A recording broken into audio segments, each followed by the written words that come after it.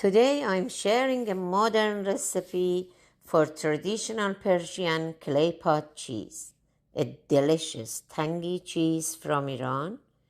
I'm starting with a block of cow and goat feta as the base. First, rinse the feta cheese under cool water to remove the brine. Then crumble it into small pieces. Spread the crumbles out on a tray lined with 2 or 3 layers of paper towels. Cover with 1 or 2 more layers on top to protect from dust. Let it dry at room temperature for 2-3 days. This step removes extra moisture, giving the cheese that classic dry texture. Once dried, transfer the crumbled feta to a bowl. Add a generous amount of cumin, preferably not ground. Place some walnuts in a Ziploc bag and crush them into small pieces. Traditionally, this cheese ripens in unglazed clay pots buried in sandy soil. The porous clay slowly draws out moisture, promoting natural fermentation and often creating a blue cheese-like mold rind on the outside. Walnuts are traditionally added fresh when serving, not during ripening. In our quicker version, we add the crushed walnut right away.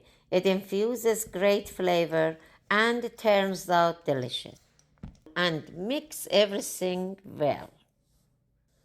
Choose a glass jar with a wide opening, big enough to fit your fist inside for easy pressing. Start adding the cheese mixture in layers. After each layer, press down firmly with your fist to remove any air pockets. Keep adding and pressing until the jar is full and tightly packed. Put the lid on the jar and place it in the fridge.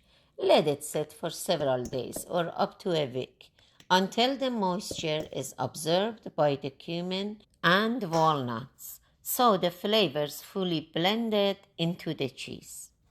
You'll know it's ready when the cumin grains are soft. And that's it. Your homemade clay pot cheese is ready. Enjoy it crumbled over bread with fresh herbs or on crackers. It's tangy, nutty, and full of flavor. Give this a try and let me know how it turns out.